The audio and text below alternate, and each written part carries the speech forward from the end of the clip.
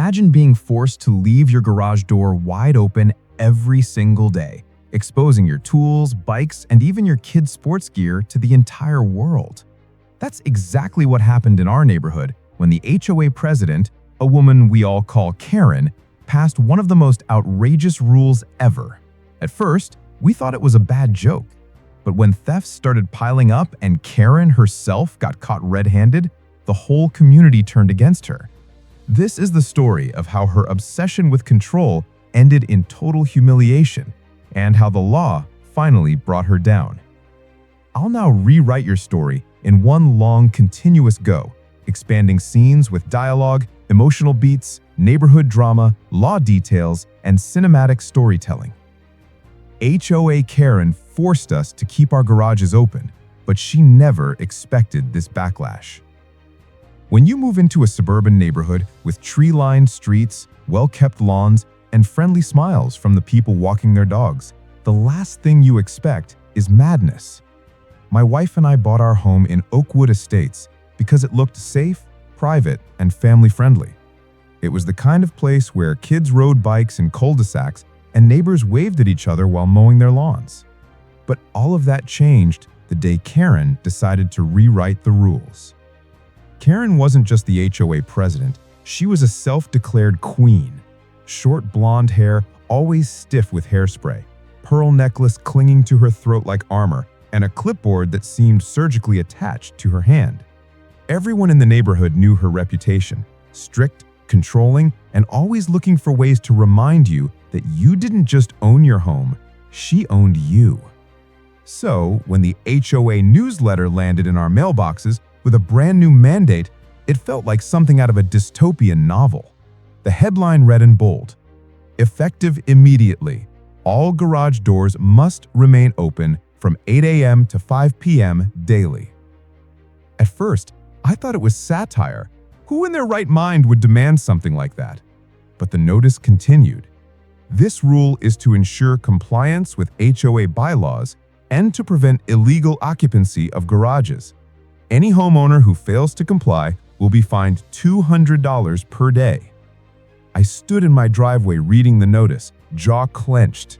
My garage wasn't just where I parked my car. It was my workspace, my storage for tools, bikes, and my kids' sports equipment, the place where half my family memories lived in dusty cardboard boxes. And now, Karen wanted all of it displayed like a department store window for any stranger walking by? I marched to the next HOA meeting. The HOA meetings were always the same: stale cookies on a folding table, lukewarm coffee in styrofoam cups, and Karen presiding over the circle of folding chairs like a judge in a courtroom. That night, the room was packed. "Karen," I waved the paper, "you can't be serious about this garage door rule. It's a safety risk." She didn't even flinch. Adjusting her pearls, she flashed that smug grin we all hated and replied, "If you're not hiding anything, then you have nothing to worry about." The room went silent. A few nervous nods, but mostly downward stares. Nobody dared challenge her. But I wasn't backing down. "So you're saying every tool, bike, and family heirloom in my garage should be on display for thieves? That's not safety, that's insanity." Karen leaned forward. "The board has voted, the rule stands. Anyone who doesn't comply will face fines. Maybe you should worry less about your lawnmower and more about following the rules." That was her style: insulting, condescending, dismissive. And that night, she made an enemy out of me. It didn't even take a week. I came home from work one evening and immediately noticed it. The space where my lawnmower used to sit was empty. At first, I thought maybe my wife had moved it, but when I asked her, she shook her head. "It was right there this morning." Gone. Just like that. I reported it to the HOA, and their response? A shrug. "Coincidental, not connected to the rule. Maybe you should invest in better locks." Better locks? On an open garage? I wanted to scream. By the second week, 3 neighbors reported bikes stolen. Another had his power tools disappear from under his workbench. Every theft had one thing in common: the garages are open, exactly as Karen demanded. I started digging. I pored over county ordinances, state statutes, and homeowner rights. That's when I found it.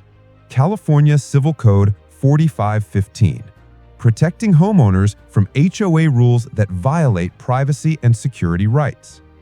I printed it out, highlighted every relevant section, and walked into the next HOA meeting with a stack of papers thick enough to slam on the table. "This," I said, dropping it in front of Karen, "proves what you're doing is illegal." She barely glanced at it. She smirked. "The board has voted, the rule stands." That was the moment I realized Karen didn't care about law, logic, or safety. She cared about control. 2 days later, the retired vet down the street, Mr. Thompson, a man who served 3 tours overseas and walked with a cane, closed his garage in protest. Karen showed up the next morning, clipboard in hand. She snapped photos like a paparazzi, then taped a $400 fine right to his front door. I'll never forget the look on his face when he showed me the paper. He fought for freedom overseas, and now he's getting fined for closing his own garage? That was the moment the neighborhood shifted. People weren't just annoyed anymore. They were angry. The worst moment came from my family. One afternoon, my wife came home early. She pulled into our driveway and saw a man standing inside our garage, rifling through boxes. "Hey!" she shouted. The man bolted, sprinting down the street before she could even get a plate number. My wife was shaken, and when she told me, I saw the fear in her eyes. That's when I knew this wasn't just about property anymore. It was about safety, about dignity. I started documenting everything: dates, photos, theft reports, HOA notices. Piece by piece, I was building a case. It came faster than I expected. One Saturday afternoon, a neighbor's security camera caught something shocking. Karen, pearls and clipboard in place, walking door to door with her so-called HOA security volunteer. The video showed them peeking into garages. At one point, the man ducked inside and walked out carrying a box of power tools. Crystal clear, no excuses. The video spread through our community group chat like wildfire. Suddenly, the whispers turned into shouts. People who had been too scared to speak now had proof. By Monday, half the neighborhood demanded an emergency HOA meeting. The room was packed wall to wall. I stood at the front with a folder of evidence: theft reports, citations, Civil Code 4515, and the video footage burned onto a flash drive. When the video played on the projector, you could hear a pin drop. Karen's face drained of color. "That's taken out of context. We were conducting safety inspections." "Safety inspections don't end with stolen property," I shot back. My wife, wearing her deputy uniform that night, stepped forward, and impersonating security while enabling burglary is a crime.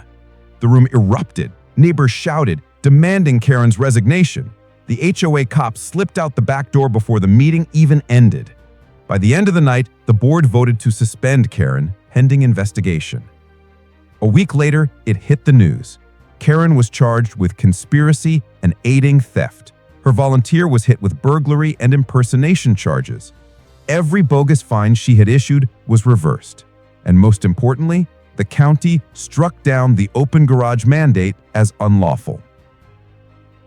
Now, when I pull into my driveway and close my garage door without fear of a fine, I can't help but smile. Karen thought she was untouchable, but in the end, her own arrogance exposed her. The neighborhood is safer now. The community, once divided by fear, is stronger than ever.